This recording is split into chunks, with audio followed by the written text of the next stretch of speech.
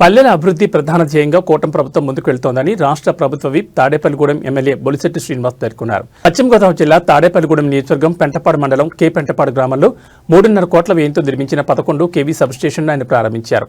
ఈ సందర్భంగా ఆయన మాట్లాడుతూ గత ప్రభుత్వం సంక్షేమానికి ప్రాధాన్యత ఇస్తూ అభివృద్ధిని గాలి కుదిలేసిందని ఆయన విమర్శించారు.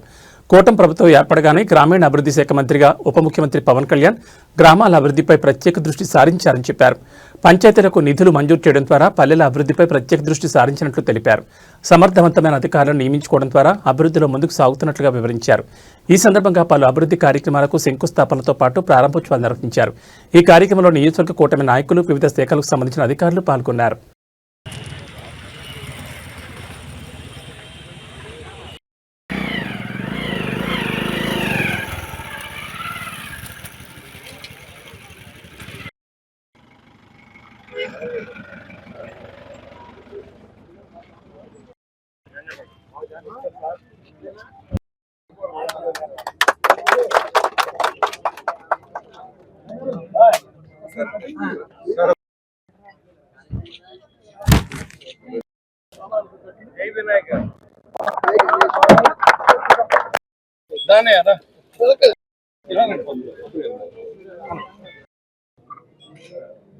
ఒక్కసారి